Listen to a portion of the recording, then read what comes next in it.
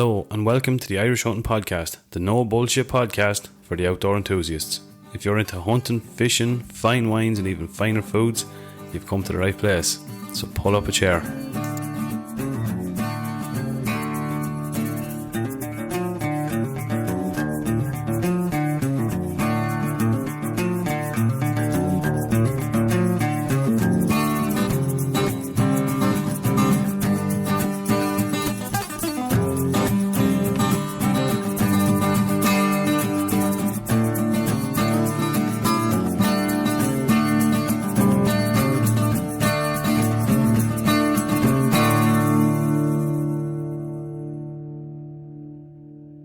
Hello and welcome back to the Irish Hunting Podcast. On this week's episode number 66, we're back after a little bit of a break. We'll be bringing you up to date on all things hunting over the past couple of weeks. As well as that, we'll be bringing you all a roundup of some news and events and stuff going on in the country over the next couple of weeks. So sit back, relax, pull up a chair, crack open a beer and get ready for a few laughs along the way. Anthony Grogan, we're back again, lad. Round two, Brendan. Round two. Jeez, this is like the good old days. Oh, I tell you, man. So, for anyone that's wondering, we were waffling on there for 10 minutes and we realised we'd some sort of a glitch and the audio was like, it was as bad as our first ever episode, but anyway, we got it sorted. So, at the risk of people turning off, we decided to do it again. Now, the problem is here, we forgot about what we've talked about, what we haven't talked about. But so we're just been doing it all over again. We've done it all again. Exactly. What's the crack? How have you been keeping? Flat to the mat, Brenny. The same as yourself. Yeah, flat to the board. You were below in Galway for a week there. It was, yeah. Sunning yourself. Just like fucking deja vu. It was. Yeah, we got set up down there last week, and the weather wasn't actually too bad, man. It was nice down there. So, well, you would, as I said. Previously, you wouldn't get a suntan minutes ago. You can start finishing my sentences now in a second. But it was good. It was look. There's something about the sea air, man. You know that, like the sound of the sea, the seaweed, and even look. I think there's a nice pace of life down there. And it's just getting out nice and early, getting your walk in, and then we get a bit of work done then when we get back before kids get up and stuff like that, so it just leaves it a little bit. And then the kids, when they do get up, they head off out with mates and stuff. So we actually get work done without too many interruptions. So lovely, it's grand. It's a little mixture of both, I love to sit, man. I think we've always said, myself and herself, if we live long enough, I would like to retire beside the water somewhere. Like, yeah, I would. I think it's just lovely. I don't even on a kind of a shitty day, if you can get out and walk down beside it, it's fabulous. It's lovely. Like, they're like that. Like what you said, Brenny. I think there's days I love actually when it's you're looking out with the rain pelting off do you know what I mean? And the waves crashing in. Savage. There's just something, you know what I mean? Yeah, because you're tucked inside. Yeah, exactly. You know you're what I mean? tucked in out. Yeah, exactly. That is true. Yeah. So, like what you said, it'd be cool to have. Both of us obviously come from the country, so we've to kind of work to get to. I know it's not all about drinks or pubs, but even for restaurants, it's laborious. You have to try and get taxis long distance and so on to get a bit of grub. Whereas when you're in the kind of middle of the city, or close to the middle of the city, bus outside the door, like sure, it's like a novelty, man. You know what I mean? I don't have to bring a car, hop on the bus, and it's 120 or something, or €2 into Galway City. You know what I mean? It's ideal, man. Yeah, absolutely ideal. Yeah, for sure. Yeah, it's grand. You see, you forget that that's a nice part of it too. I often thought, and I'd be a pure country born and bred, and I'd have no interest ever in living in a city, but I often thought, like I think we said before, it would be kind of nice to have, if you had an apartment, if you won the Euro Millions and you had an apartment there for an odd weekend or something, just be able to go up and just, tip down through the city and into a few of the cool pubs and a few pints and walk back up. And do you know what I mean? Look it. That's it, man. I think there was a couple of times last year, once or twice, where, one of them days where everything goes to plan, you get your work done kind of double quick time, just for whatever reason. People answer the phone or do something that you want them to do when they said they were going to do it. And I was about 3 or 4 o'clock and I found myself, I have an hour to spare there. And I said to herself, do you mind if I tip on down? And she was only too glad to get rid of me. I went down and like that, there's a pub there and just overlooking the sea. Tipped down there, had 3 or 4 pints and yeah, see, I'd be worried I'd kind of make that a daily thing then. Do you know what I mean? But sure, look, I suppose once you're limited, I think I often wonder, is it, and this is not advocating of drinking, to excess or whatever, but, me and you, I think, have this conversation all the time, where we have, I think we're similar enough. We have, 2 or 3 beers would be our drink at the weekend or whatever, Yeah. And generally, I mean, but and it's just sometimes you say, oh, Jesus, like, fucking... What are you doing? I drank 4 times last week, but you might have, a glass of wine with dinner one night. You might have 2 beers, watching the Grand Prix or something. Yeah.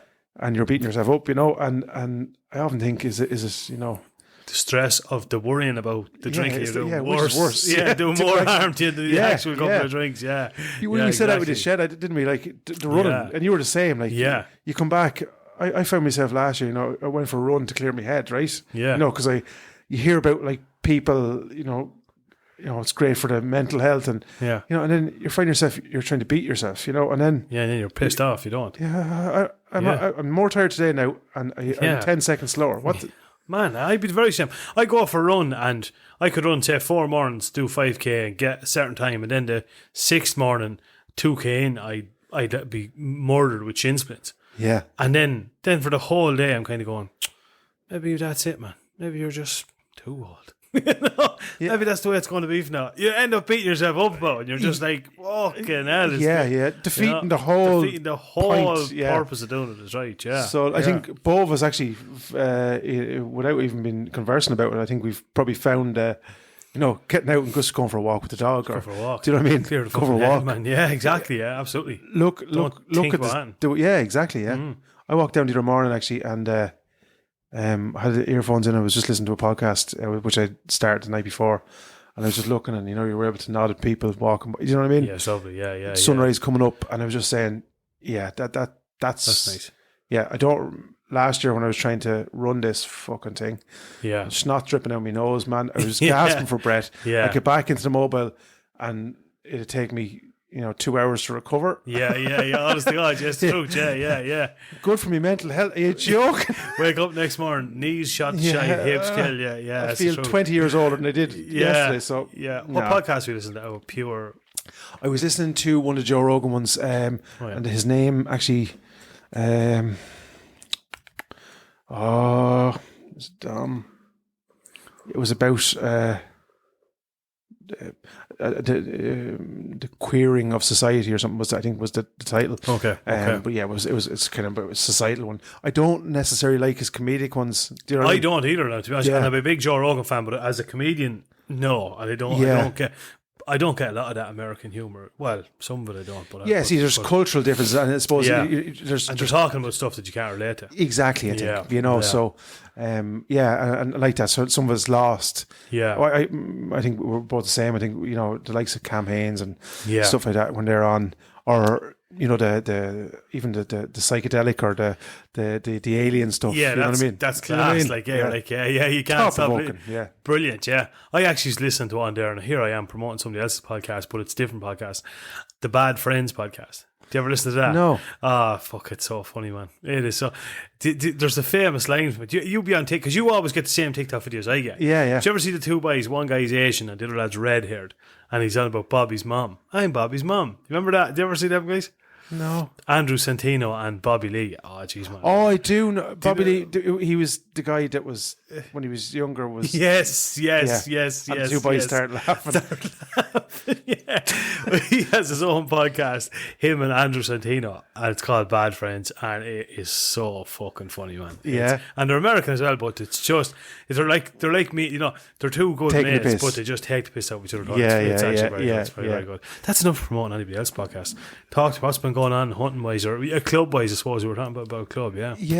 How is Broadford? It's GC. It's sort of slow going, I suppose, but I've been all over the place the past couple of weeks, man. Yourself, I was in Limerick for a week and Kerry and Bushmills up in Antrim and fucking everywhere. So it's very, very hard to get that done during the week, and then of course weekends you're trying to catch up and all this stuff and spend time with kids and stuff. But at the minute, as it's going, there's been some success. We got our logo set up. I done that here one night. We've hit a couple of companies for a bit of, have asked for a bit of sponsorship. We've set up an email address. We've got our list of materials together for the pen. We've prices together for the pen. But as I said, you're probably going to have to look now at setting up a committee and, delegating out jobs to people, because it is just way too much to be taken on.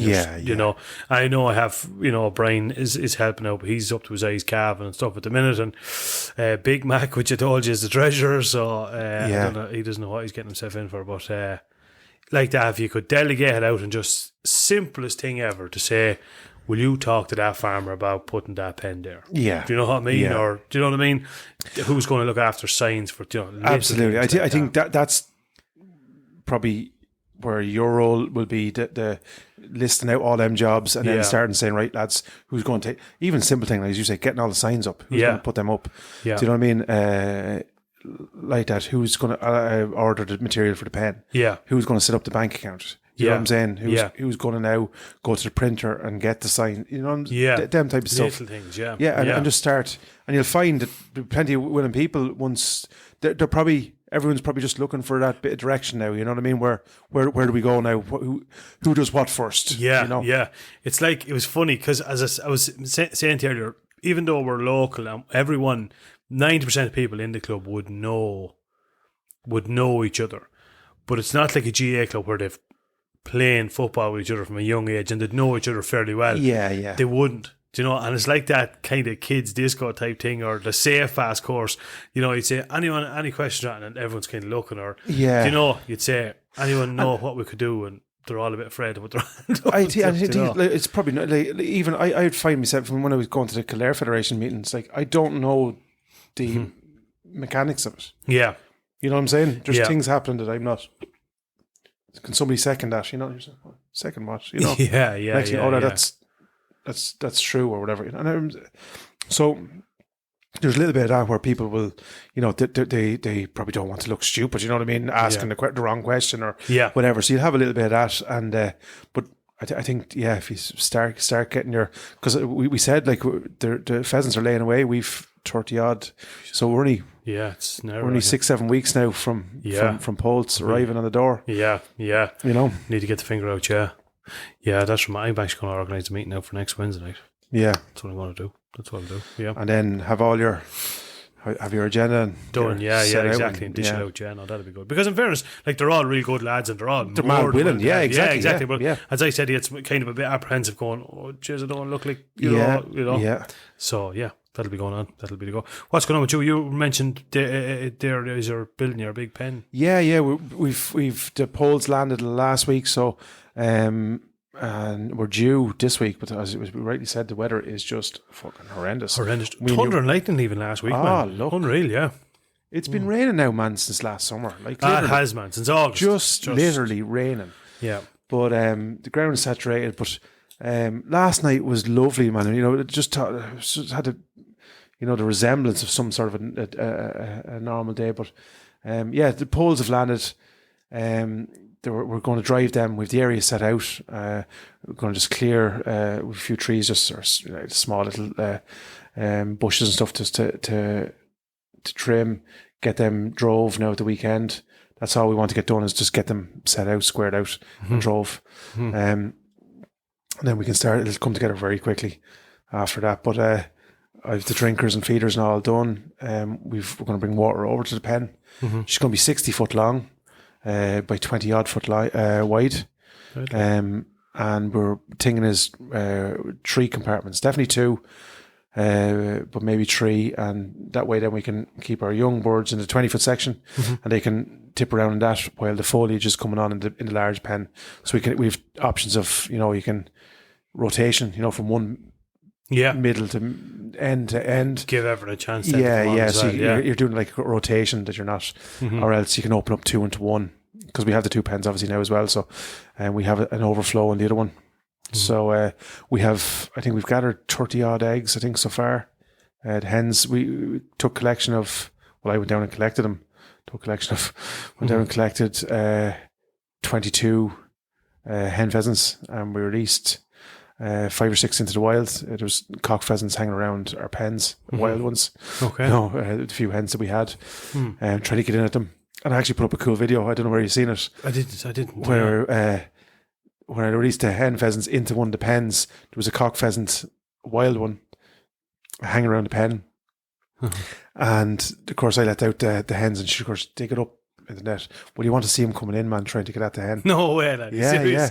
Tell all the Christmases after going together. And then there was an orange fella in the pen, and he didn't give them a second. There was no. There's no drinks before bedtime. No, straight in, no kissing, no messing. That's the stuff, lad. A man after my own heart. So brilliant. Yeah, he wasn't long about getting down to business. So they're laying like hell there, and that's wicked. Yeah, we've incubator ready to go. So Nolly nearly has an incubator full now. He'll probably by the weekend he'll have it full. Okay. And then we have all our little lovely. He's a tunnel, and on one side of the tunnel we have these brooding boxes made up. So and they're all sectioned. So as they come in as day olds into one section, yeah. Then they moved on. So as they're hatching out, you know what I mean? That's a great idea. Yeah. Yeah. So 4 sections, I think.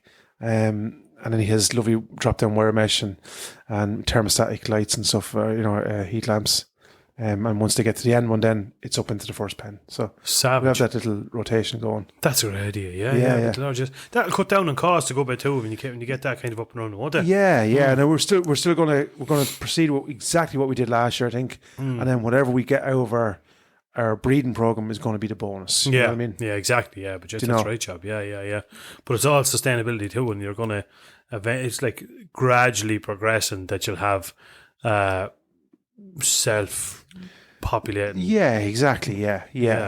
I think look at the club size of ours. We need to be looking if we're going to try and drive. Like this year, even now, there's visible cock pheasants still hanging around, brilliant, and hens. Yeah, and hens, yeah. Do you know what I mean? Which is brilliant to see. So it means what we're doing is working. But we need to keep building on that to really try and drive up the numbers, Yeah. Is there many lads out doing a bit of foxing? It this time of year kind of dies dead because a lot of people obviously don't like foxing this time of the year. Yeah. For looking for valid reasons and so on and so forth. And I can understand that. But yeah, there's it dies down a little bit this time of the year. But we just the same kind of lads, 2 or 3, to go out and make sure around the pens. Obviously, it's because we still have live pheasants obviously in there. So we want to try and just keep them at bay. But and the trapping is the big one now. At the minute, we're flat out grazing mags. Right. I think I have since Christmas. I think I have myself now just. I probably have 40, 45 mags. I only have a couple of greys. My greys is very slow. Normally you'd bring in a couple of greys with the mags. Yeah. But this year for some reason I haven't. So I'm waiting on a call bird, and I'll probably start doing a few greys then. Cool. But look, that's. If I did 40 every year, man, and the couple of foxtails I would throw in, grand, Yeah, absolutely, yeah. Got a few bob actually from Borden and Mona as well. There's a few. I was talking this. There's a Borden and Mona are doing great stuff at the minute. There's a dishing out a few bob to a good few local clubs and stuff, which is great to see. Yeah, they approved us there for 500 quid, and that's great. So we out of money then we got 2 new owl boxes. Nice. Connor and the club made them. We just have to get them sighted now. I know it's a bit late in the year, but look, we'll get them out, and we got it's a few bob that goes towards our pen, and then another few bob goes towards the school program. Brilliant. Yeah, it's great though. Yeah, that's deadly, lovely, isn't it? Yeah, lovely incubator kit for tomorrow National School ready to go. That's deadly. I was saying, like, when you get a bit of, and when it works and when the books are balanced. Isn't it a great thing as well? Wouldn't it be great? I was just mentioning in one of our meetings, when we can get a bit of sponsorship and you obviously get the community and stuff behind him. He says, wouldn't it be great then as a separate little goal? Wouldn't it be lovely for the Broadford Game and Conservation Club to sponsor, say, jerseys for the local underage team or something? Yeah, I'd love that. I just think that'd be brilliant. Cool. You know what I mean? Something be like cool. that, just to give back a bit as well. Yeah, well, look, that's to say, if the lot or something like that, you had a little lot or a little like the spot the ball thing or whatever, they would bring in a few quid that you could throw, a couple of $100 to you, and it'd be, as you said, that's the way we get the, like, I just listed three things there. The making of a pen, an incubation program in a school, and owl boxes, and none of which has anything involving a gun or cartridges, or you know what I mean? Yeah. Do you know what I mean? Yeah. So like, honest to God, there's so much more to a gun club than any of that. Yeah, definitely. And like most men in the club, and nobody in the club shot double figures last year. You know what I mean? Yeah. Out of the bones 20 people, and we released 250 pheasants last year.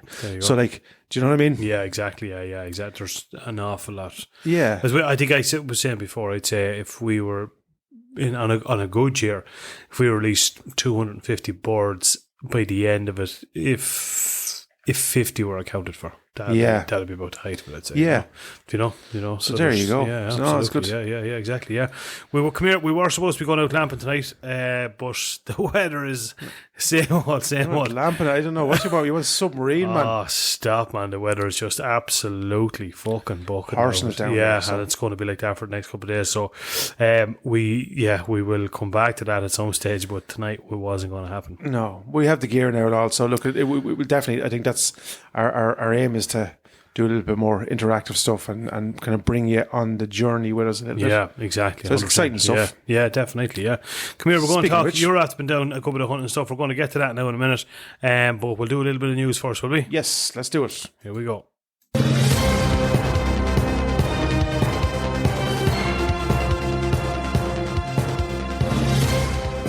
And now for a roundup of what's going on around the country, it's the IHP News. Right, we're up with a bit of news, a bit of stuff going on. It's great to see it as well, like kind of in what would be considered off season, but it is great to see. Plenty of stuff going. Yeah, I'm going to start this one off anyway, and it is the Bracknell and District Game Conservation Club 50 bird open clay shoot. Bracknell is of course in County Offaly. The high gun is €200 and it's Sunday the 7th of April, which is this Sunday. The venue is Chevy Bog in Bracknell in County Offaly. Prizes on all stands, €25 per entry, begins at 10 a.m. and your air code is R51A076. But yeah, I think they have a Facebook page as well, if I'm not mistaken. I think they do, yeah. But jump onto that. But that's a nice little one there, a nice little 50 bird open shoot this Sunday, Bracknell and District Game Conservation Club. Brilliant. Next one, this is a fishing one, which is great to see. And this was sent in by Barry Murphy, and it is the Dunmore East Small Boats Festival 2024. It's on the 25th and 26th of May. Fished out at Dunmore East, County Waterford. Headquarters, the Haven Hotel, Dunmore. Prize given and food Sunday evening after the festival. Entries in by 28th of April. So we want to get your skates on there now. We have another couple of weeks left, but I'm sure it'll book up quick. Sections for all types of anglers, species hunt, big fish prizes, and animal hunt. All the details there you'll find on. You can go on Barry Murphy's page there, or it's run by the. Hope I get this right. Rinna Shark SAC Dunmore East Small Boats Festival 2024. So keep the date free. Get on it. It's sponsored by Echios Tackle, Inland Fisheries Ireland, Shamrock Tackle, Waterford Outdoor and Angling Centre. So it sounds like a great couple of days there. Nice little one to get. Yeah, if you got a couple of weather now, that would be absolutely unreal too, wouldn't it? Cool, yeah. That'd be unreal. Come here, this is another one. This is just a couple of upcoming dates. It's on the Ferns GPA. Just a couple of dates on a couple of upcoming shoots to be aware of. So you've got the Wexford League shoot. That's Saturday the 13th of April. It's a 40 bird. The Let Cup shoot, which is Sunday the 19th of May. You've got a barbecue shoot, which I'd like to know more about that, Saturday the 8th of June. Then you've got the Teddy Sinnott charity shoot, Saturday the 28th of September, which is a bit away again. But jump on to Facebook to the Ferns GPA. That'll be a full, all the details will be on there. But just a couple of nice little up and coming things there over the next couple of weeks. Brilliant stuff. The next one is you'll find this over on the Irish Hunting Community Podcast group or on our page. I think we shared this one as well. But it's the Rockview Harriers Annual Working Terrier Hound, Lurcher, Whippet and Pet Show. It's Sunday, May the 5th. Great prizes for all classes, including €100 cash for each ring champion, digging competition for cash prize, new ring for whippets, digging at 12 o'clock, classes at 1, pet show at 2, hugely supported by Red Mills and many other generous sponsors. Trade stands welcome by prior arrangement. Air code R95XD98. So go over to the podcast community group. You'll hear more about that there. So Sunday, May the 5th. Lovely stuff. May the force be with you. Another one here, Roscommon Regional Game Council. They've got one coming up here. It's invite you to participate in a shooting accuracy practical Saturday the 27th of April, Beliver Shooting Grounds, County Meath, which is only over the road from us here. Runs from 1 p.m. to 5 p.m. Transport and food free, €20 cover charge for clays, open to all RRGC members and special invited guests. Booking essential. Now, so that's on their Facebook page there as well, the Roscommon Regional Game Council. And Beliver Game Shooting Club, literally 10 minutes away from us here. We haven't been over there, and they're doing it's great. There's some fantastic stuff, proficiency courses. There see that course there, that'd be savage, man, because like there's class, you pick up tricks on that. And isn't that a great thing for a Regency Game Council to be doing as well? Isn't it great to see them, like, that's rarity now, I will say that in a few of them, but that's great to see that, you know what Absolutely. I mean? Actively, you know, bringing people and getting to participate with that, that's well, you're promoting, improving people's skills, and like what you'll find at them things as well, you'll have people there who you know, they want to help, you know, because they want to, you know, and vice versa, you know. So you're like-minded people. You're going to pick up nice tips and tricks, or maybe changes in posture, or so on, you know. And that's where it's won and lost, isn't it? You know? That's where it's exactly, man. Yeah, it's a super stuff. So that's one we will definitely have to get over to in the next couple of weeks. That's it for the news for this week, I believe. Diddly-do. Oh, another little mention we want to just remind people of as well. This Sunday, we were hoping to get down to it. I know you're up to your eyeballs with kids, and you have a couple of big games. Unfortunately, and stuff coming on as well. I'm still undecided. I just have to talk to the minister for outdoor activities herself and see what the crack is. But I'm hoping maybe we'll get down this Sunday.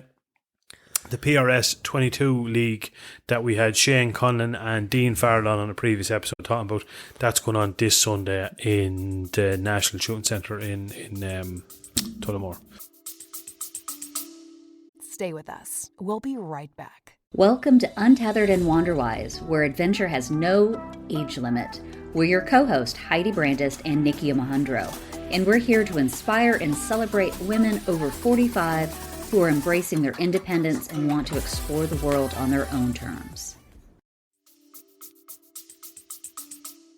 Brilliant. And look at keep us posted, lads. We'd love to hear how he's got on. Yeah, I was talking to Shane the other day, and he was telling me I think they have a good few people actually and newbies actually entered into it, like people for the first time, so that's great to see. So just another to reiterate to people that are maybe a bit apprehensive of going down, there's loads of people going down that have never done it before, so you'll be among friends with the fellas. Brilliant stuff. Widely received. So yeah, that's it. Excellent stuff. We'll get on to a bit of hunting, lad. You may kind of take the reins here, because I have not done a whole pile, a little bit, but nothing major or nothing successful. You were out with Big Mac, I think, were you? I was out with Big Mac last Friday afternoon. We went up to Wicklow, up to a spot we have up in Wicklow, and not much tipping around. We did see there was a couple of hinds knocking around. They weren't just within shooting range at all.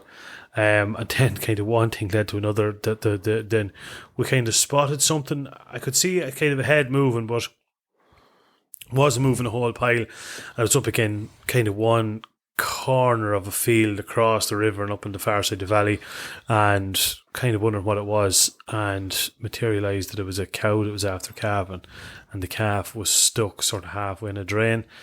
Rang the landowner, and he was after getting bad news about the father, and he was kind of rushing in to you know. Yeah. And so I says, look, don't worry about it. You do whatever you have to do. We'll do all we can do.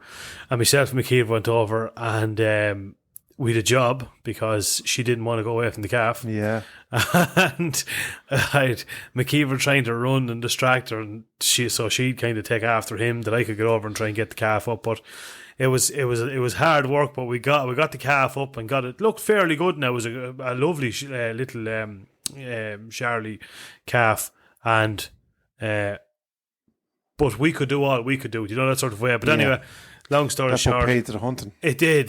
That was an end to that. But anyway, long story short, the man that owned the ground rang me the following morning.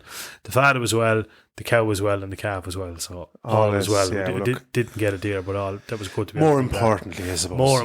Yeah, it was good to be able to help out with that. Anyway, absolutely, so yeah. That was it. Then we were coming home, and weirdest thing ever. And you've been up. You know where I'm talking about. You've been up there with me a couple of times. Went down, that other road across from, where I usually go. Yeah, the road. Ended up going down that road. Came to a 4 crossroads. Should have went straight through the 4 crossroads, but took a right instead. Headed on down. Then I didn't know where I was going for about 5 or 6 kilometres. And when Google Maps eventually came back up on it, I just hit home, and it brought me down onto the M11 and the M50. And straight home. Yeah, I wouldn't say it's any longer. So there you go. There you go. Yeah, could be, because the way we usually go now, it's not great. Yeah, it's hard driving. It is. Yeah. So there you go. That was that. I was looking, I said, where in the name of fuck are we? And then I seen the sign for the M11. I was like, no. But it wasn't any fucking longer, so there you go. Might be where I'm going from now on. Yeah, exactly. Yeah, well, look, because at least you're straight and no risk of 90%. I hate the M50, but sometimes it's grand. Yeah, it's probably longer in distance terms. But in speed, because you're especially with the van and that. The van and the shite is shook out. Yeah, do you know what I mean? Yeah. So, definitely good call. Yeah, so it was good. And you were out for a fox or two, were you? Yeah, we went out, but nothing happened. No, nothing happened. I went out twice. Went out one night, maybe that was two weeks ago. Late, and went just across the road here, and it was my first time actually taking a shot with a 6.5, probably in a good while, and I pulled on it because I'm going between the 6.5 and the 1.7 lad. The 1.7, the trigger, you know all about it, like, and whereas the 6.5, it's as light as anything, so that was it. There was a fox, fired at him, missed me on, put the hand up, it was my own thing. That was it for that night. Then I think maybe the following week, myself and McKeeve went out around here as well. And I was saying actually in the previous bit that we recorded, just one of those nights, man. It was windy, kind of wet, not torrential, but shitty kind of an evening. Mild, fairly mild too. And never seen one never even seen a set of eyes, which is peculiar. I don't know if I've ever done that around here, to be honest, Never seen one. Not one. Which is good, I suppose, in a way, because we are setting up a gun club around here, but look, I think it's probably more of a freak than you know what I mean. It's one of them things where they're definitely there. Timing and all that kind of stuff. And look, I think the weather, there's an abundance of food this time, you know what I mean. So they're not out kind of foraging hard. No. Obviously the vixens are down below, so you've kind of have to. Mm-hmm. Do you know what I mean? Yeah. You've have the herd out, as the fella says. So it's probably just a lull. I think perfect or imperfect timing, whichever we're going to call it. Yeah. But I think it's more so that won't be a common thing, I think, throughout the year. No, definitely not. No, 100%. When the children start to come out of holes, the numbers won't be long about travelling back up. Travelling back up, honest to God, exactly, yeah. That was pretty much the height of mine. I was talking to actually Cooper the other day, and I said to myself, I'm actually mad to get out now and do a bit of fishing. I'm looking forward to getting out now and doing a bit of fishing at some description, Rifle, you haven't decided on your new rifle yet, as of yet? Not yet. I am changing it. The Howa has a new owner. I think, pretty sure. A guy locally me here who was pretty adamant that he wanted it because I said it to you earlier on. I made actually I was wrong when I said on the last podcast. I actually bought 3 boxes of Nosler 6.5, 140 grand with that rifle when I got it, and there's still a box and nearly a half left. Yeah, that's why I was kind of. I knew you got it wrong because the gun is barely broken in. You know what I'm saying? Exactly. Yeah, I think I've put probably. I wouldn't just maybe 30 rounds has gone through that gun since I got. So it'll be it'll be a smashing gun for someone. I'm just probably going to go now to the 270. I'd say that's the only really thing I'm thinking of at the minute. You're going 270? I think so. Yeah, I think so. Probably well, man. Yeah. So I haven't decided. I was kind of I was actually looking at some of the Bergaras, man. Lovely, but I'm not sure about the 270. I don't know. I think actually, I just think they have a 270. I think. Do they in the wilderness? Yeah. I'll just pull it up here because I actually was messaging one of the other lads is after. So it comes in the Mohill carbon 223, 65 Creedmoor, 65 PRC, 270 Win, 0.7 PRC, 7mm rem, 30-06, 308, and 300. The wilderness Tumhole with the carbon is about, I might say about €1,800 to £2,000. I think in around that. Yeah. So, look, there's a lot to be looking at. Then another lad was talking about Tikas and stuff, and I've used some of them Tikas before, man, and I like them. They are a nice rifle. I do like them, there's a lot of stuff I have to go down to Highland Outdoors as well and have a look at some of the new kits that's coming out in there as well. So look, we're none the wiser, but just it was interesting actually because we put up an 8 for Fools joke the other day, obviously, but the 270. And I was just waiting. Yeah. Of course, it wasn't too long before lads were, and one of the lads, I had to tell him. Joking here, lads. I am joking.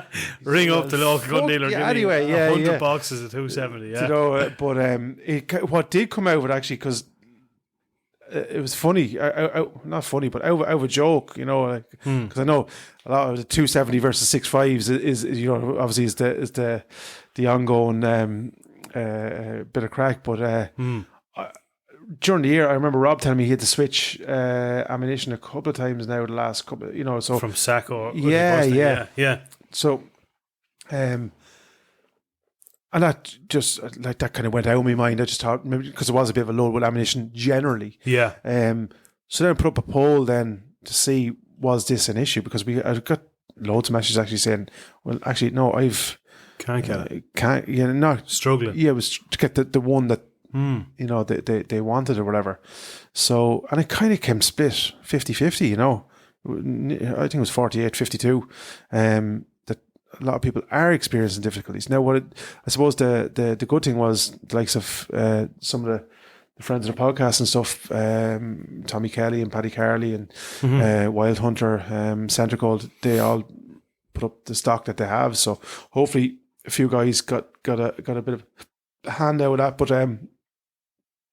it just got me thinking. Like I'm on top of that, and this is for the 6.5 as well. The ammunition is expensive, man. Yeah, it is, man. It is. I think I could be right. I think Rob paid in around $75. I think for Jesus, But for the 6.5, you're looking at 65, 63, 65. So 100%. Yeah, Jesus Christ, man. Yeah, that is mental, isn't it? Yeah. But either way, you're looking at between $60 to $75. Whether you're doing 6.5 or 270, which is dear picking. And I think I'm right in saying this. I remember looking. I think the last time I was in Lakeland. Now, don't quote me this. I think some of the cheaper centre fire rounds would be a 30-06, I think. I could be wrong now, and people will correct me on that, but I do remember just briefly looking over some of the prices of them, and I couldn't believe, there was boxes of that for under €40. Yeah. Do you know? I even remember, the 6.5, 55. I was buying Celio and Bello, I think they were 110 or 120 grand, maybe 110 grand, I think. But I was paying €35. Yeah. Yeah, honest to God. And they were a showstopper, man. They were doing anything I wanted to do. So, Yeah, and I can't get them in the Creedmoor, you know. Well, that's why I went to the Varmint. Yeah. But like that, it's, you know, the Hornady Varmint is €60 a box, like, you know. I know, yeah, honest to jeez, yeah, I know. I remember, like, when I hit the 243 100 grain soft pint in, what was I using? Were the Federal? They were like, I used to get them anywhere for about €36, and I think they're about €46 now. Yeah. So the price has gone up. There was one round, and I can't remember, I'm trying to think of what it was, but I remember, like, during COVID, wasn't there one round that was getting scarily hard to get?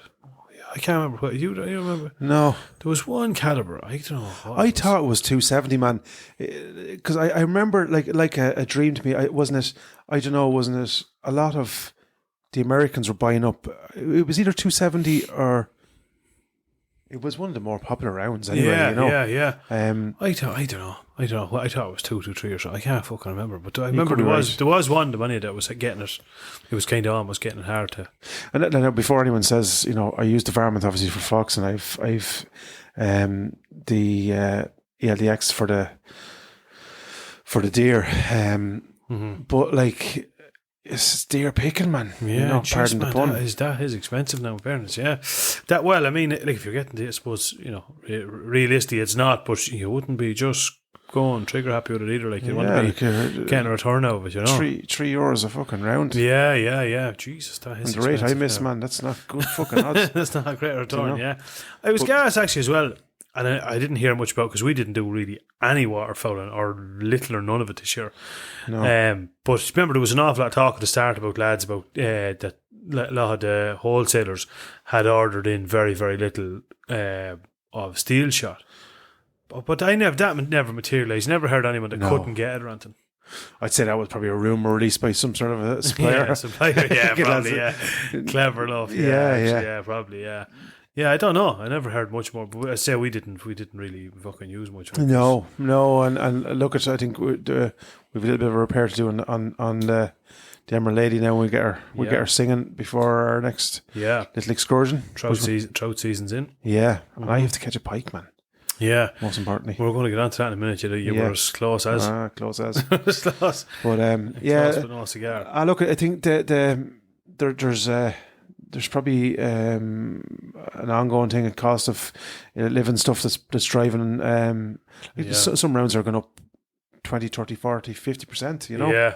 You know? Yeah, honestly. It's horrendous. Sure, Everton, man, I'm not going to harp on about it, but Everton, I can't believe it went up the other day, lad. I know I sound like such an outland here, like, but I went down to get, you know, I brought the jerry can down to get petrol for the lawnmower, lad. Put fucking 10 euros into it. Jesus, gone are the days, €3 and fill it to the neck, like. You have to drive 120 back before the vapour. Get out a can. Oh man, I couldn't believe it. Like, €10 to fill a jerry can. Jeez, Jesus. Where's it all going in? Yeah. So anyway, come here. We'll move on to it. You were out. You actually some good hunting. Good hunting. So yeah. Where did mine start? I suppose last week I was down in Galway, and Robert had got a call from a friend of his. I hope I get this right. A friend of his brother-in-law has a farm down in County Leitrim, and plagued with deer. Be the Lord. Plagued with fallow was the call that we got. So said, yeah, look, we'll tip on down. So he rang me on Thursday. Said, how do you fancy it? And I had thrown the rifle in thing, because me and you were, I think we were due to get down, or it was talk of possibly maybe getting a Friday off, which didn't turn out to be. But so anyway, kind of semi last minute, I said, yeah, grand. So with very little sleep, because I think it was 10:30, 11 o'clock. Then back up at 2:30, and travelled over to Leitrim, and we were there before first light. Arrived there just about 10 to 5, and because obviously this is our first time going, so we didn't know where. We just had Google Maps kind of to guide us. So yeah, we parked up, and there was a bit of woodland, and then there was like a long boring down. So you can imagine down a valley, and there's like going back up another mountain the other side, or hill the other side, big hill. So we had to come down this kind of track, and like that there was, kind of fields and, forestry on the right-hand side, a small pocket on the left-hand side, a lot of brushy, heavy stuff. Harsh ground, yeah. Yeah. And it was sopping, like really wet.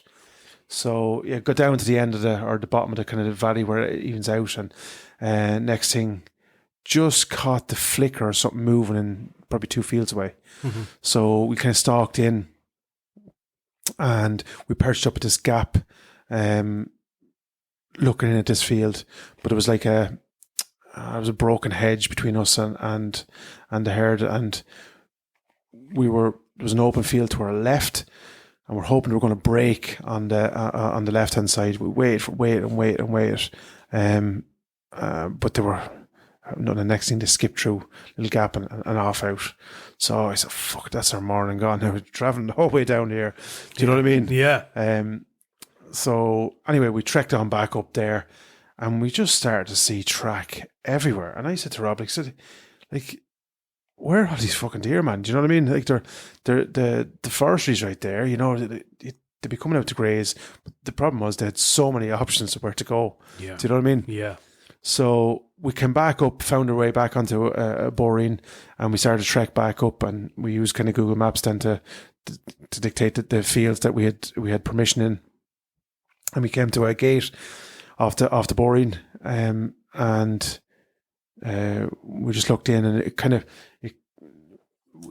came into a brow, and then a hard nosedive dropped down, and you could see it was back into the edge of forestry, newly planted forestry.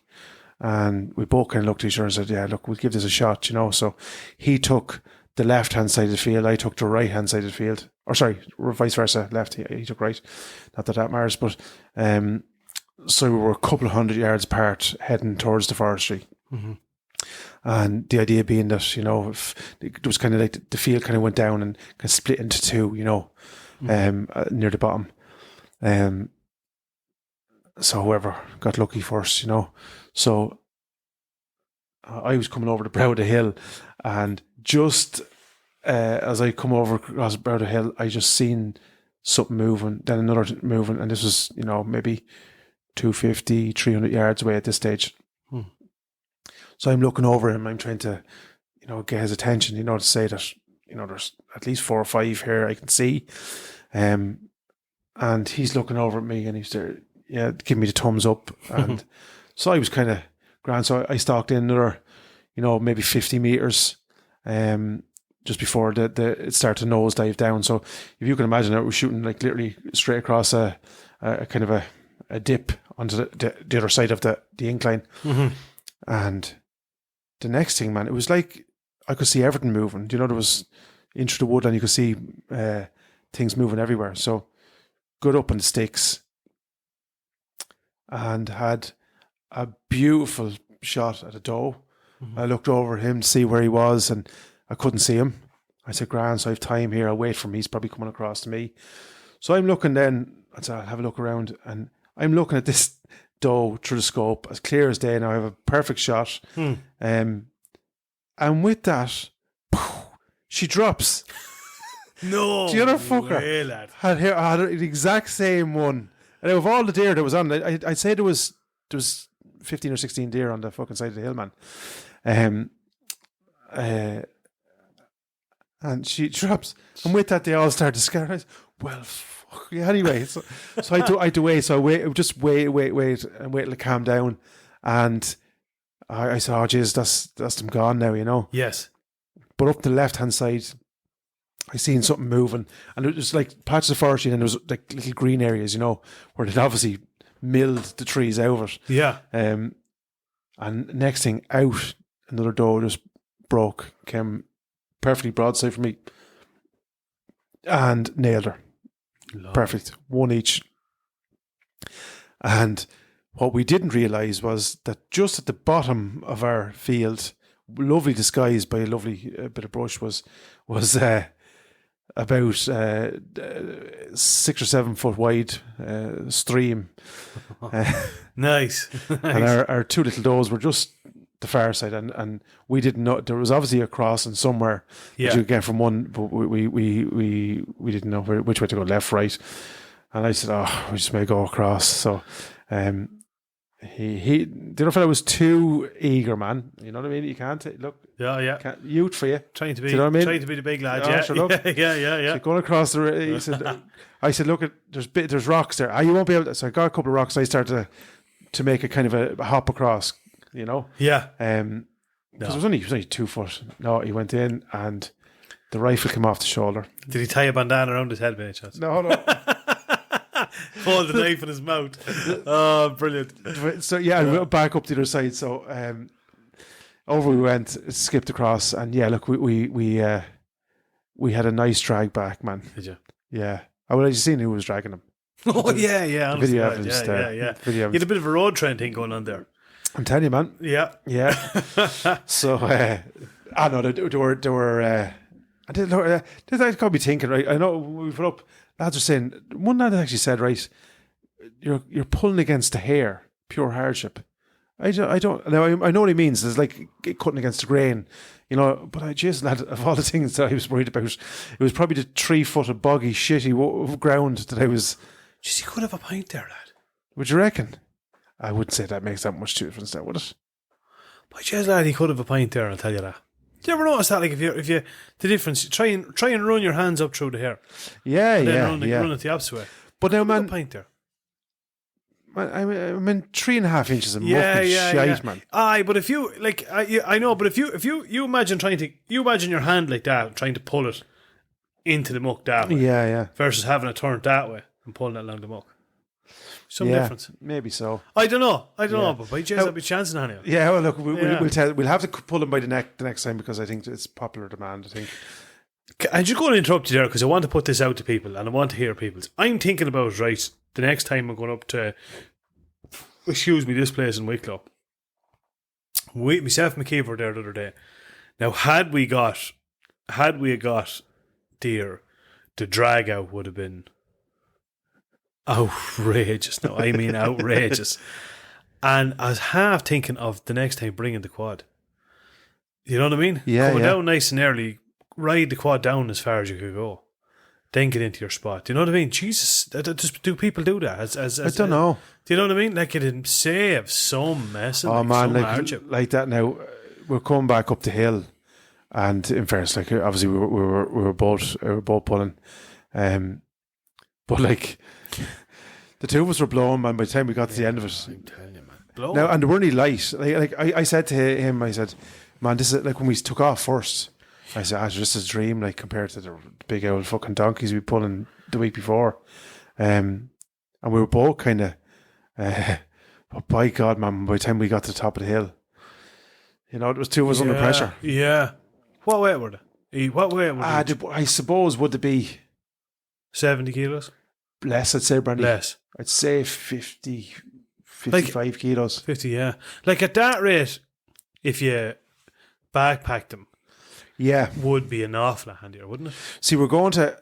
Again, we talked about that backpack, and Rob did suggest that, so he's going to be shouting at the radio now saying, I fucking said that to you, you know. Yeah. Like you imagine a bag of cement in the ground trying to drag it along the ground versus if you throw it on your shoulder. No, it's not exactly easier, but it's an awful lot easier and you move a lot faster. Just, you know, you're backpacking, you have the rifle, and then and then we had to cross the river, and I said, man, I can see my rifle going into the river or something. Do you know what I mean? Yeah. But anyway, look.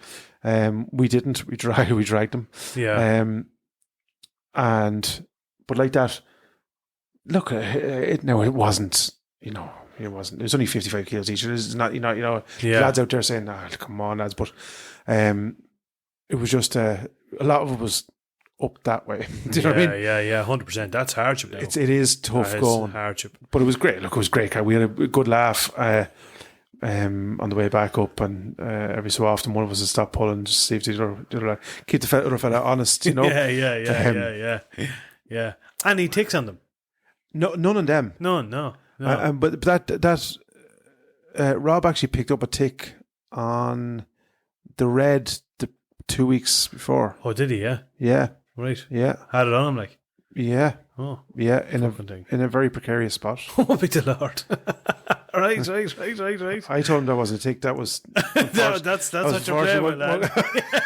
Look, we all have a cross the bear. Exactly, man. Look at the show. You can't have a savage moustache.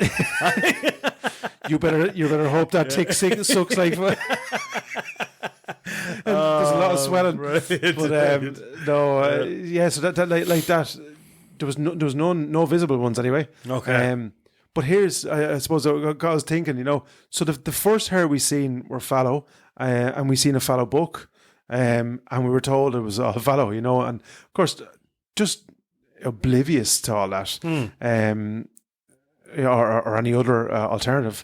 We walked up, and I said, "Just they're very small, and of course, there was stuff, there was pictures to be taken, and then grollicking to be done, and planning the route, and a bit of arguing. We'll go this way, and we'll fucking go that way.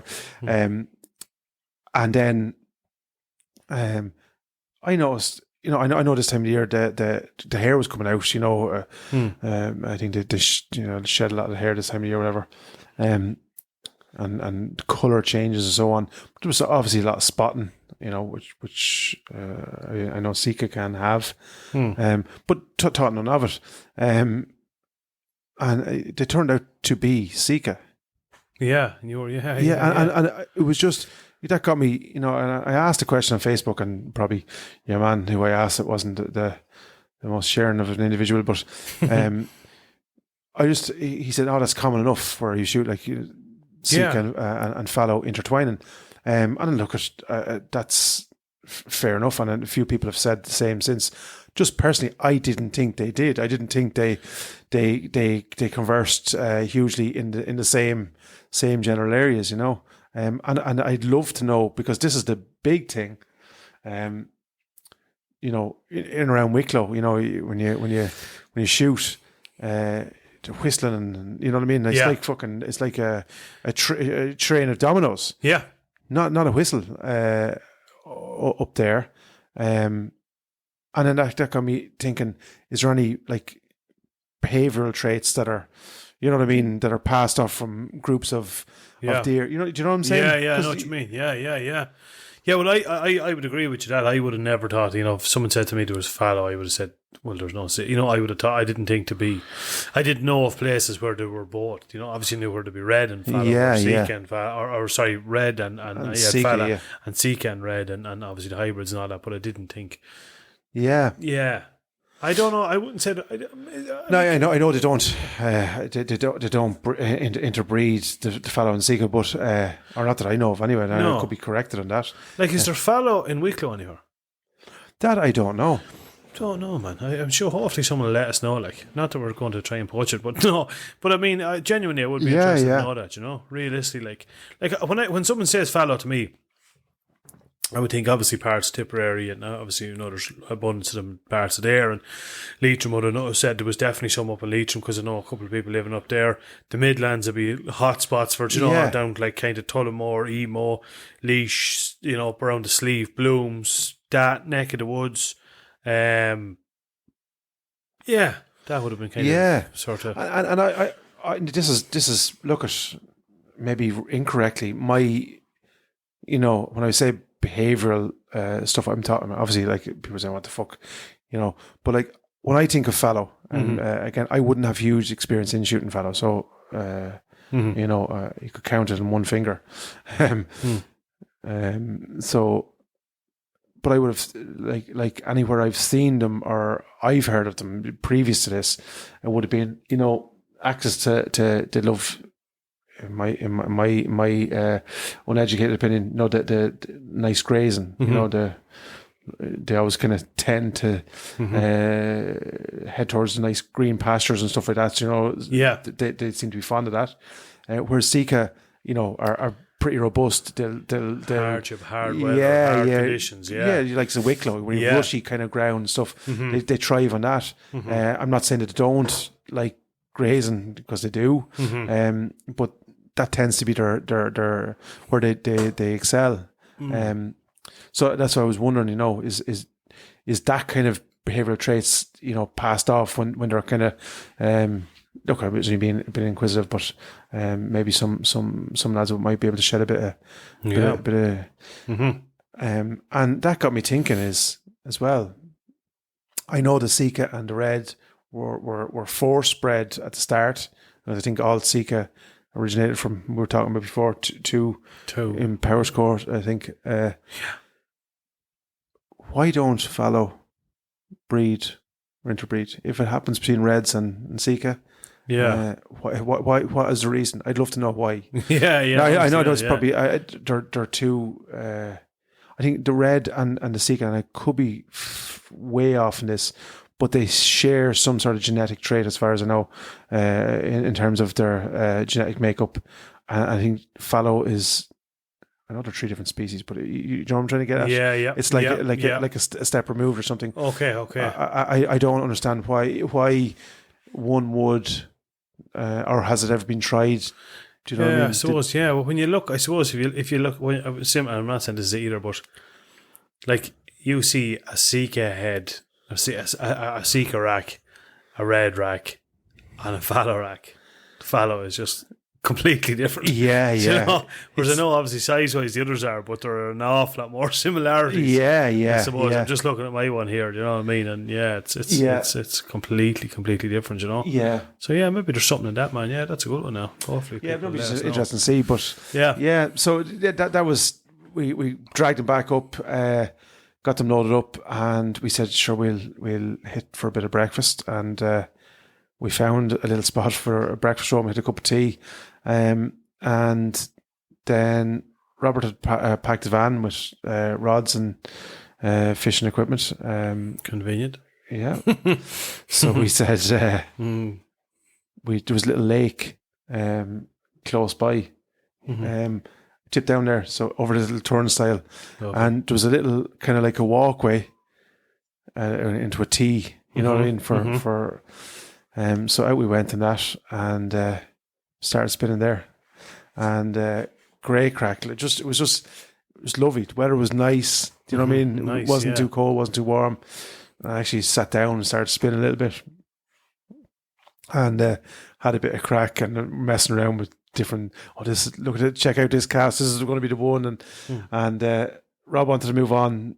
And I said, sure, one more cast. Yeah. One more cast. And we did that 2 or 3 times. And I said, one more cast. And with that, went into a what seemed to be a not too big pike at the start. Yeah. I said, oh, geez, I think I'm on. And with that, just start to reel in a little bit, play with him for a little bit, reel in another bit. And with that, man, I could see it, the water was clear, 7, 8 feet away from me. And I could see this thing starting to come in. I said, Rob, this ain't small, man. Yeah. This is like, and this is my first bike. Yeah. And sure, he gave me instructions way too late. The wrong equipment. Yeah.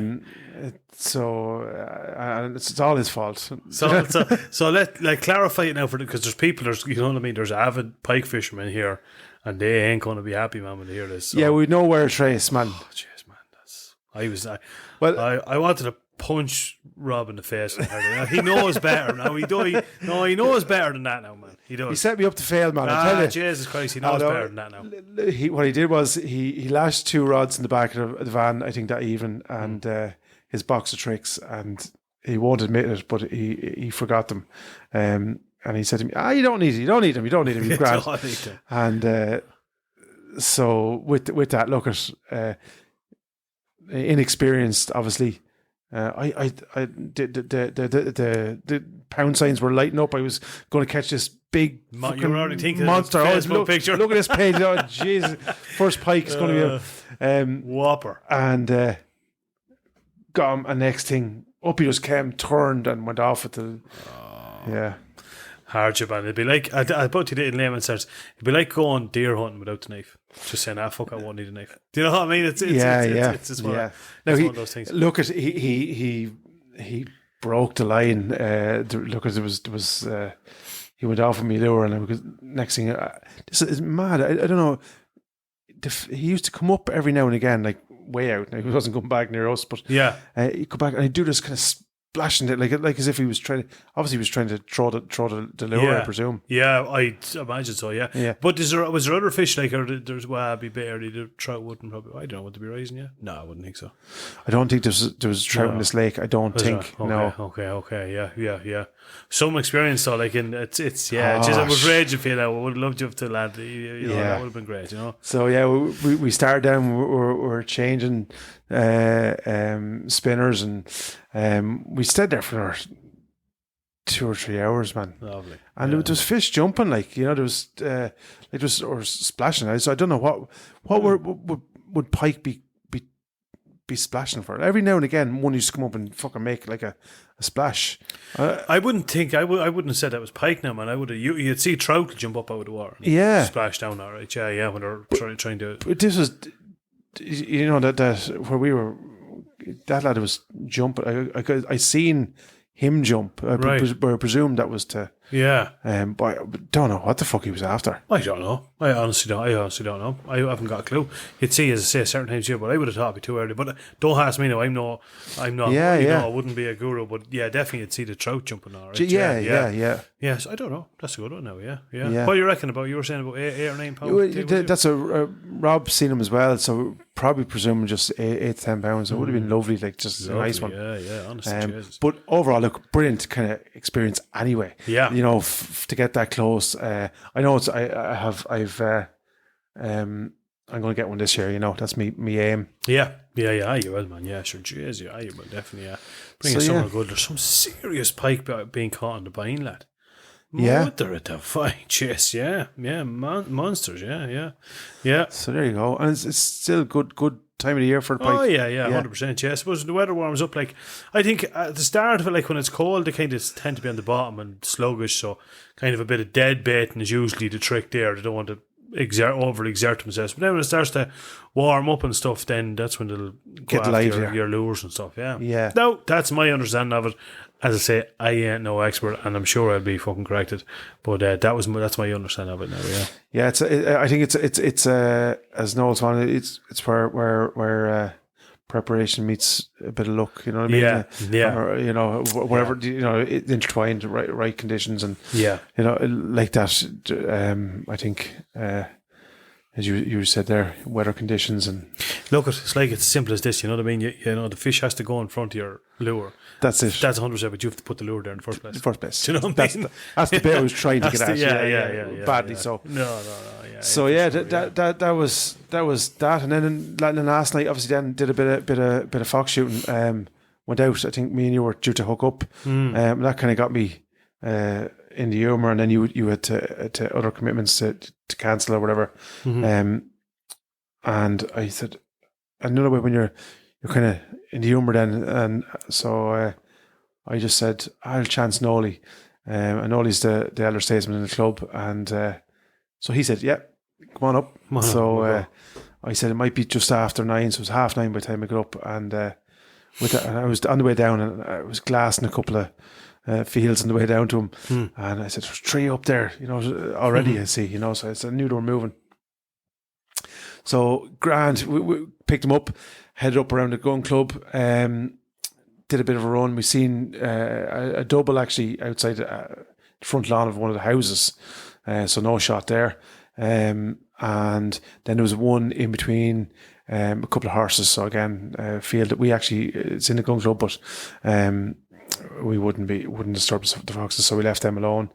Went on up, and loads of hares, man. Hares, and rabbits as well. Right. But loads of hares. Right. We've seen a group of 6 or 7 rabbits, just a cluster, just sitting out in the middle of the bog. And what the fuck they were doing in the middle of the bog, I don't know. Rabbits or hares? Sorry, these were rabbits, yeah. Oh. But we've seen plenty of hares as well. Right, plenty. I'd say in the close to the 20 mark, I'd say. Lovely. Overall. Great. Something very special about looking at hares. I don't know what it is. It's weird, but there's something majestic almost about looking at hares. Yeah. I don't know what it is. I think they're class. Yeah. So that was cool. And then, so I went up around the pens, checked the pens, and could see one kind of moving at the back of the pen on the next field. So I went up to where there's a turn and you can see up the long field. And like that, I was just on the gate post.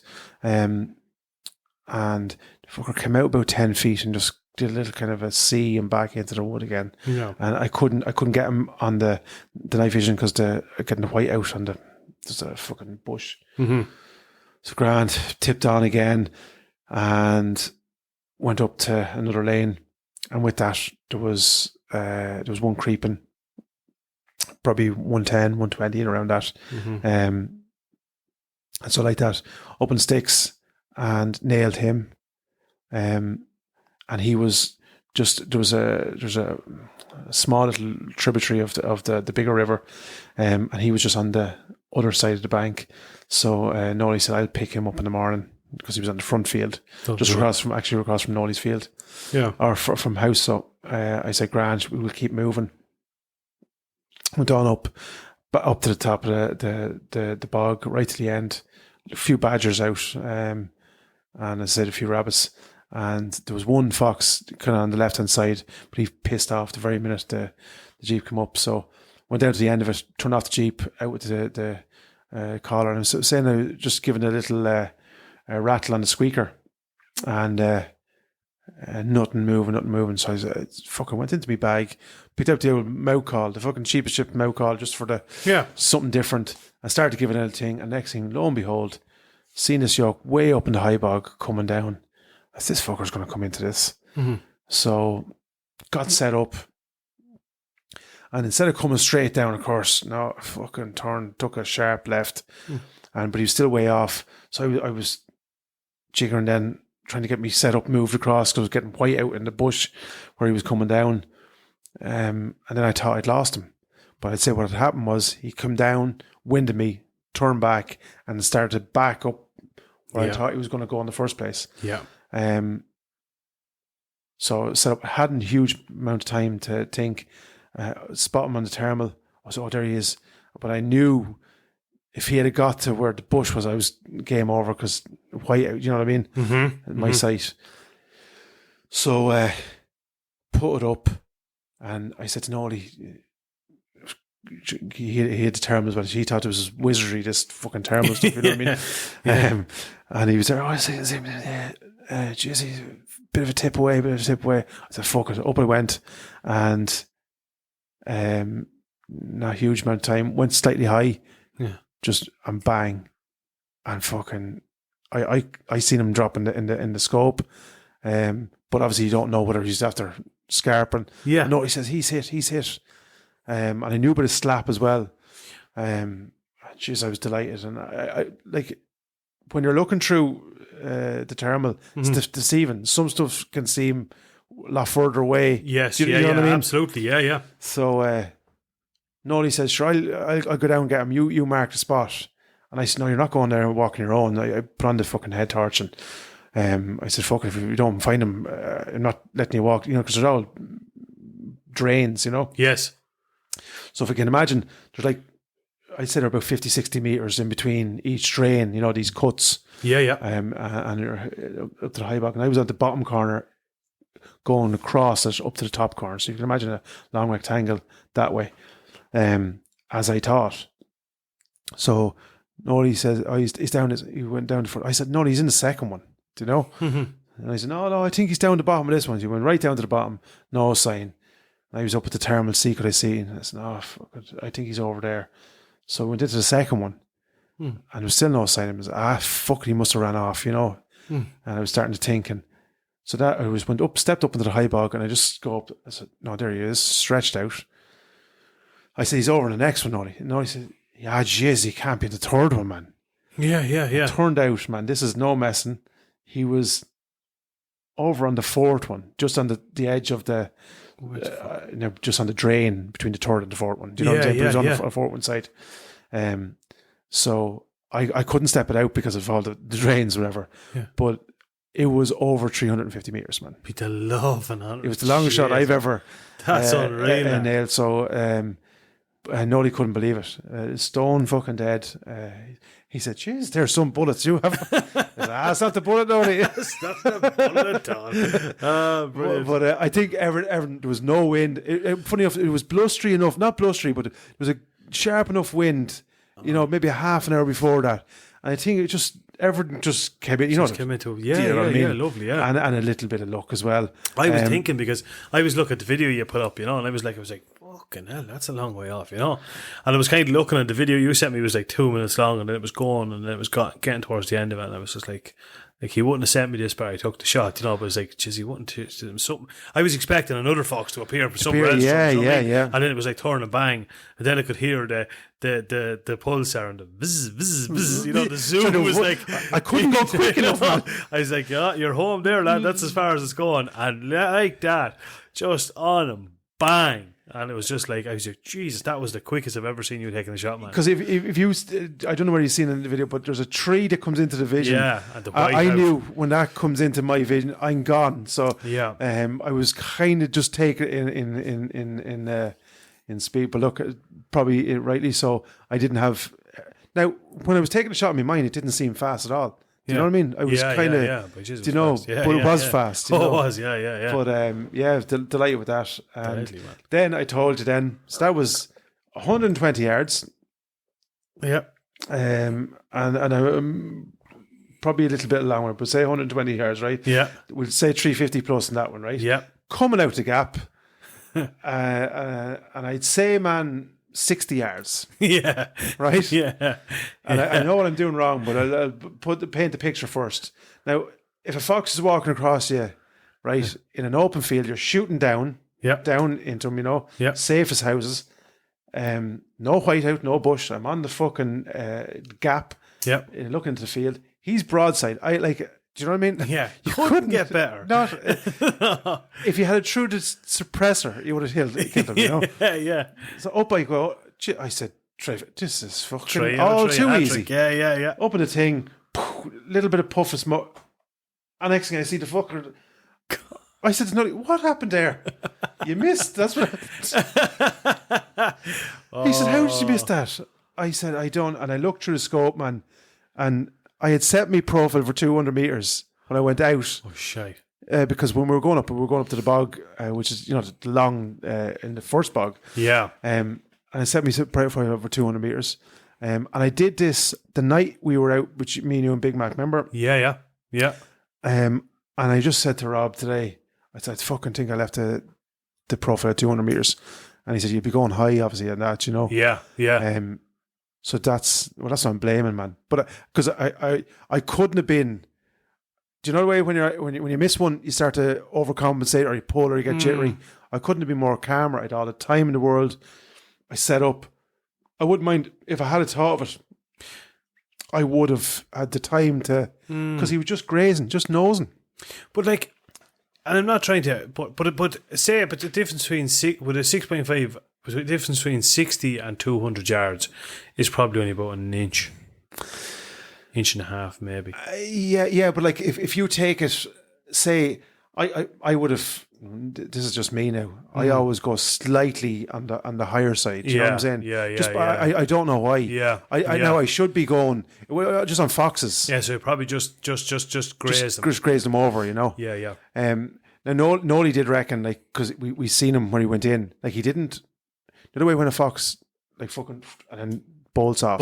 Yeah. He wasn't buckled either. Yeah. But Nolly said it when he said, I think you've grazed him, Yeah. But not enough. But I'd say, look, I'd love to know the Mick could tell me, actually, Yeah. I'd say now, look, just from mine, the difference, I'm kind of thinking going between 100, because I've obviously the holdovers on. Yeah. I'm going between 100 and 200, and I'm thinking about an inch and a half. Is that all? Yeah, that's about all. Yeah. I think now people again will correct me on that, but I think that will be there. But then if you're going high, that's all you need to be. Well, that's the thing too. Look, I do know I was fucking. If out of 3 shots of the night, my first one, it's your first one after a couple of weeks, you're fucking jittery and you're getting it out, you know what I mean? Yeah. I would have understood if I missed it. The second one, the distance. You know what I mean? And I purposely went high on the second one. And this one I couldn't have, now. I'm not messing, man. If you had told me to close my eyes, I would have shot it, you know? Yeah. But that has happened me, I think 3 or 4 times now. Well, 3 times anyway. The one night when I was out with you, that was the second time. I think it's happened me before. I think when I was out with Yanis, one of the nights. But I didn't bother me arse. I'm gonna specifically do it now. So if, for instance, then I understand what you're saying between 100 and 200, right? But where I'm thinking is, like, this was definitely 60, 70 yards, man, was all it was. I'm probably being generous. Yeah. Do you know what I mean? Yeah. So obviously the further in that comes, I don't think it makes, I don't think it's fuck all. I don't think it's. I think the drop would be fuck all. Very, very little. I think after 200, like, you might be, say it was an inch and a half at 200, but then when it goes to 3, it might be. Yeah. You know, it's more again, and then obviously it increases. So now I'm running out of excuses here, man. No, I don't know. I'm just thinking. But I'm just thinking. I'm not just, you know, try it for the crack now next time. Just set one up at 60 and then pushing out 200 and aim for the same. Same spot and see. I'd love to know anyway. Like, I want to know from your own. Because like that, if I know, I can leave a set at 200 and then I can just adjust my holdover. You know. Yeah, exactly. But. Obviously, as people have probably gathered, I'm running the inner mount between the Vortex and the Pulsar, and obviously it's holding because I've done it 3 or 4 times now. I've switched from both, and I've shot with both successfully, thankfully. But obviously, I'm not going to give me final verdict because I need to do that, you know, 4, 5, 6 more times, and ensure. But so I haven't had a huge amount of time to experiment with holdovers and bits and pieces like that. Like, and obviously then, you know, last night when you're shooting out, it's look, at all things being equal, man, you need a little bit of luck on your side as well, because you're pushing. Well, this is from my perspective. I'm pushing the limits of my capabilities anyway. So yeah, but I'd love to over the next couple of weeks now just get out more and just push the you know, push the distance out and just see. Now Mick probably did give me holdovers when I was over there, but I'll revisit it. Yeah, definitely. It'd be interesting. Look, you won't even have to be lads that'll probably come on now and then. Yeah, exactly. I think from that, I'd say it wouldn't be a whole pile, but sure, look, it was good to fuck get out anyway, man. Yeah. Good to get out. The fellas says we'll try and get out. Well, obviously we're heading out for we're 2 days anyway. Next week it's booked in. We're going out. We're going deer hunting.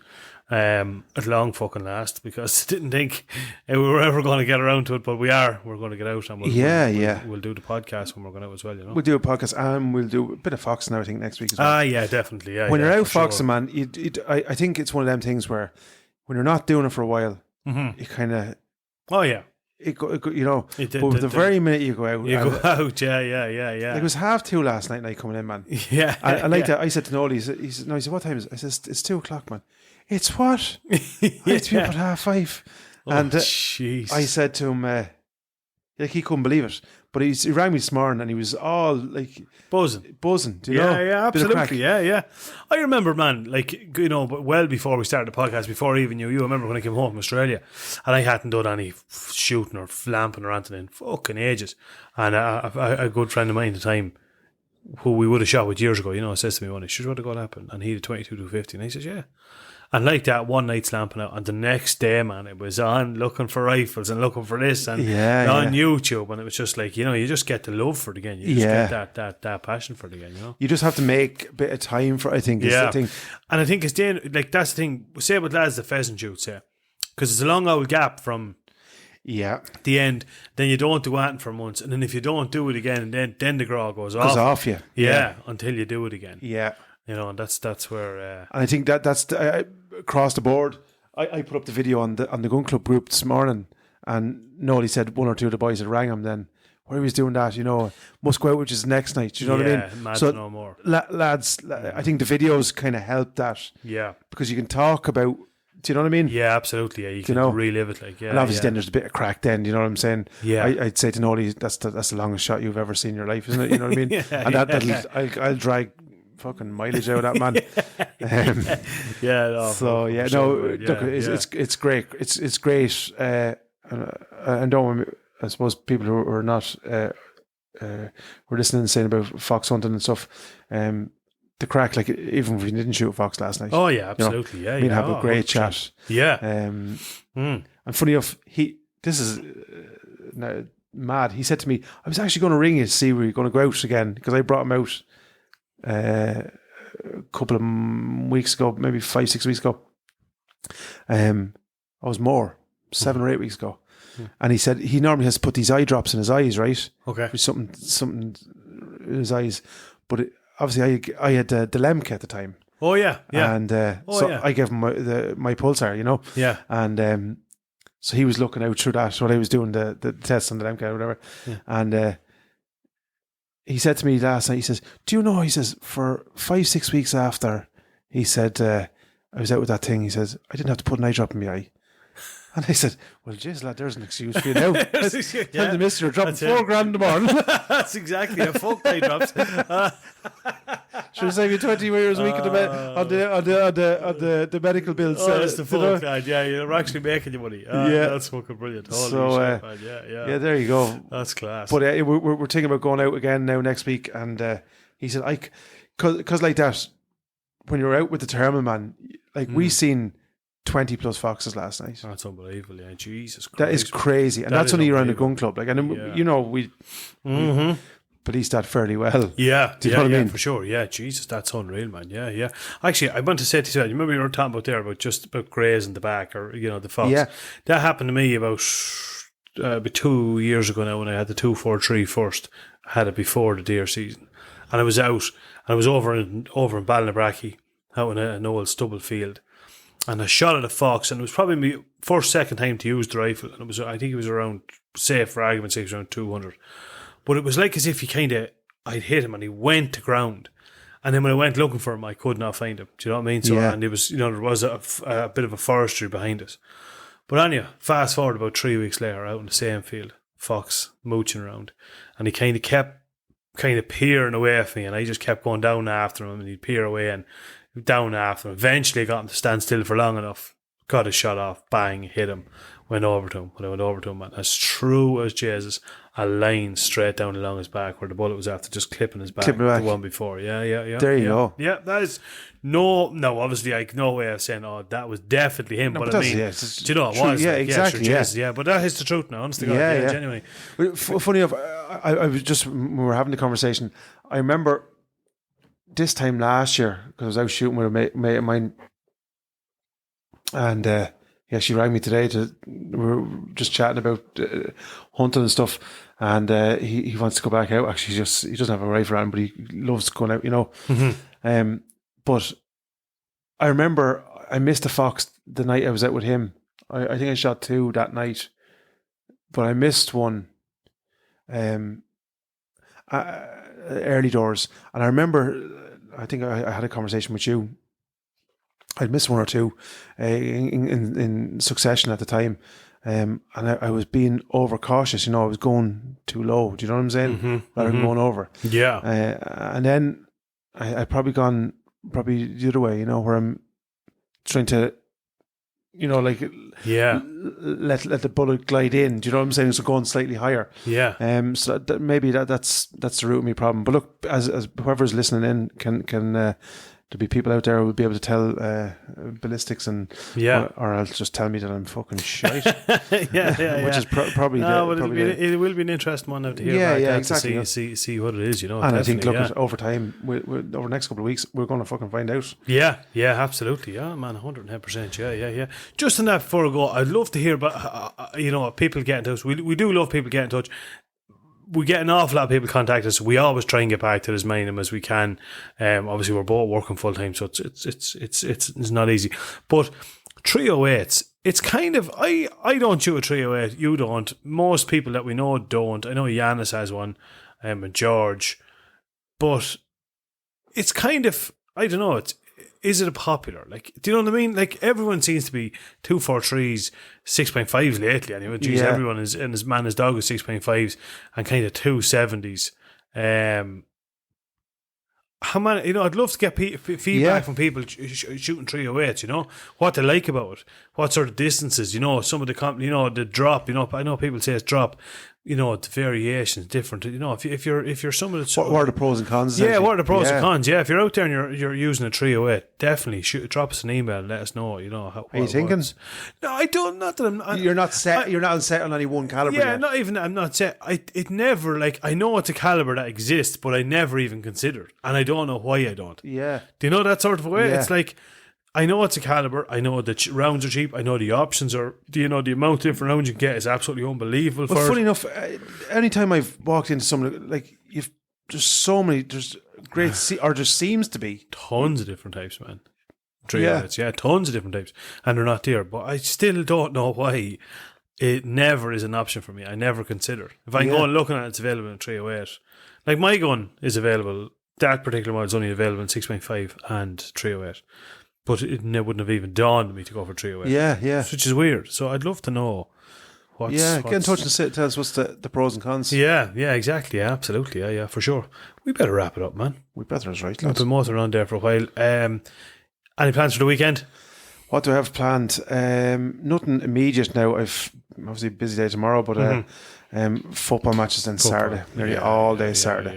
Myself and herself are going out for a bite to eat Saturday evening. Nice. We're hooking up with a couple of friends, and I'm really looking forward to that. Just a couple of nice jars and a bit of grub. Nice. But yeah, other than that, I don't know about tomorrow night. I don't know what's on tomorrow night. Yeah. What's on tomorrow night? What is on tomorrow night? I don't know. The Late Show. No, I don't think that's even on. Is that not cancelled? Or is that not stopped this time of year? Or is that, no, that's during the summer, is Summer, it? I think. Oh, fuck, who gives a fuck on it? But I think, look, judging by the weather, man, we'll be doing nothing tomorrow evening. No. More hopeful. Yeah. Yeah. Where are you going for a grub? Or you don't have to give it away. You don't. Going to Gregory's in Kilcock or Enfield. Enfield, nice. Yeah, Yeah. lovely. Yeah, had fun. Yeah, a while ago. Yeah. Do you know what I went on Sunday? And we went off a couple of kind of out lads like myself. We'd go off for an old spin on the motorbikes of a Sunday morning. Went over to, I think it'd be the Trim Castle Hotel. Oh yeah, it's the one right in front of the castle. Yeah. My God, man, what a hotel! Savage, absolutely spotless. The food we did, a fry, but it was absolutely class. Real nice, real. Yeah, do you know what I mean? Real. What would you say? The sausages are not your standard sausage. Cooked fresh, good quality. Yeah, everything, and the place absolutely spotless. A great crowd. Unbelievably friendly. So yeah, geez, if you're ever going for breakfast by Trim Castle, absolutely class. Yeah. Funny enough, I went down the previous week. I think the Ireland soccer game was on. Avril's in minute, and short story. I said, "Do you know you're not in the humour now to talk much? Just want to go down, maybe have an out." Yeah, a bit of. If you had a pipe now, you know what I mean? Yeah, on your own. Yeah. I tell you, man, just wear that hat. No one will talk to anyone. There you go. Yeah. And normally, man, nobody ever wants to talk to me, which is great. I love, man. You know what I mean? I don't willingly want company, Yeah. But, geez, fucking. So there was. I come in and you do a quick scan. Where's the free spot in the bar, and nobody to the left or right of me, and. Apart from just one old man, I said, he won't be much disruption. He was over kind of 5 seats away. Mm-hmm. Grand, perfect. Don't have to move from the bar. Yeah. Television there beside me. Grand. Lovely. Happy. Oh, Jesus, lad. But I wasn't sat down 2 seconds, and he started to talk, man. And he started to try to talk. He was absolutely buckled. And to make it worse, he was a Mead supporter. The Lord. He started talking about Sean Boylan. And the love and honor and divine. Jesus Christ, bringing it back to my shame, I did converse with him and then I just had to pretend I was on the phone. Yeah, I do that sometimes. No, when I say, man, he came within a foot, and then, do you know what I mean? And he was not able to... Do you know what I always do? I'd love to know how anybody else do this. Do you know when you're, because I'm very like vulnerable. I can't say no. I'm just one of those people, man. If someone's giving away a fucking dinosaur, they'll talk me into it. Yeah. I'm that sort of person. But you know when you're walking into a petrol station and there's somebody outside one of those little round tables, and they're always two young ones, and they're always trying to dupe you in to sign up to €10 a month for fucking squirrel tears or some shit. I can't say no, do you know? So I always pretend I'm on the phone. So when I'm walking into the shop, I'd always have the phone to me, and I'll be actually talking to no one. I'll be like, no bother. Well, come here, did you ring him now and try him? Because I was telling him, and then I walk straight in, and the phone goes into the pocket. And then when I walk back out, I'm the very same again on the phone, and yeah. So I don't make eye contact. No, don't make eye contact. Just pretend, because they won't interrupt you if you're on the phone. I know, yeah. Do you know what I mean? So now, if anyone else, there's a trick now. If anyone wants to get some sponsorship of Maguire, just light around the van door. Exactly. Don't let him into the van. I said it like I just wanted, 4 pints. Av was going to collect me at 6. So I was in there for 3 o'clock. She's going to collect me at 6 o'clock for collect the takeaway and collect me. Yeah. So perfect. I just, you know what I mean? Yeah. I know. I there's the temptation. Do you ever notice, like, we went out for dinner, actually? I'm giving another place a plug here now. We went out for dinner on Monday. Went over to the old Darnley Lodge. You ever over there? The old Darnley in that Pike? No. It used to be Buck Mulligan's. It used to be the nightclub. Oh, pussy. Oh, Jesus. Yeah. You know Buck's on. Yeah. Plenty of rows of Bucks, lad. Holy Jesus Christ. You want a helmet going over? Oh, lad. Unreal. But the Darnley Lodge, went over there for the grub. Second time over there. Absolutely savage place for grub. But I was in, I'd be a Guinness man, like, similar to yourself. I like a Guinness, I like a few pints of Guinness. But I was over there anyway. And whatever, and I wouldn't be a lager man. Like, I like a few bottles of beer during the summer, but I wouldn't be. Yeah. And I said, I seen a lad going out with a pint of Coors. And I said, fucking, that looks fucking top notch. She says, yeah, I'll have a pint of that. Had it absolutely savage. Had 3 pints of it. I was coming home, and we were getting closer and closer to Bradford pub, man. And it was, you know what I mean? I was calling to you. It was calling to me, and I was just going to say, look, drop me in there and I'll have a few, and sure, I'll walk on. I'll walk up the road later on. And then the kids, just the little one in the back, Daddy, when we go home, can we put on the movie? And I couldn't. That was it, man. I couldn't. I know you couldn't say no. Yeah. No, but geez, when you get 1 or 2, man, isn't it? You know what I mean? The kind of nice, comfortable ones. You know what I mean? Nice, chill, and you're in the humour. I think, and funny enough, fucking the same, mate, man. When I was growing up, obviously, like, look at, I had scrapes, Yeah. So I had the old man to the left hand side of me trying to tell me Sean Boylan was the Messiah, and then and this is a Kildare man. So anyone who, we don't want it. No. And he probably is a great man. Oh, absolutely, yeah. But back then, but geez, you can't, Oh Lord. So hot we're boiling. I always remember that. That was a signpost in Kilkenny. So hot we're boiling. That was back in the what was that? The late 90s. Yeah. Mead winning the All-Ireland is like England winning the World Cup, man. Exactly. Do you know what I mean? Never heard it. Oh, exactly, man. Honest to God. But, oh, Lord. Yeah, so that was jeez, if in the door to the right-hand side of me didn't a man, and he's sound as a pound now, but me and him did not see eye to eye for it. You know what I mean? Yeah. And he proceeded to tell me then, remember the last time me and you was it? Jesus Christ. Jesus Christ. I just wanted a couple of pints. Now, we ended up, myself and him shared a couple of pints, laughing and joking about old times, whatever. But I said, fuck me, man. This is why I don't drink. I know, honest to God, yeah. But isn't it, gas as men, we spoke about this as well before, like, the G Hotel in Galway, right? Now, Jesus Christ, we wouldn't be going, maybe once a year, Yeah. But, like, we'd get someone to mind the kids, myself and herself would go down for the weekend. And she has her spa treatment, which is in, and gets the fucking massage and whatever the fuck called out. You don't like the massaging, Brenny? No, I wouldn't be big. No. But, that's her spa and that's her way of rewinding and all. I do the exact same, only polar opposite. My relax. The Huntsman bar across the road? Yeah. Oh, jeez, man, I love it. Go over there. If it's during the summer, there'll always be an old GA match on the Sit up at the bar like an old lad. Look at the old match.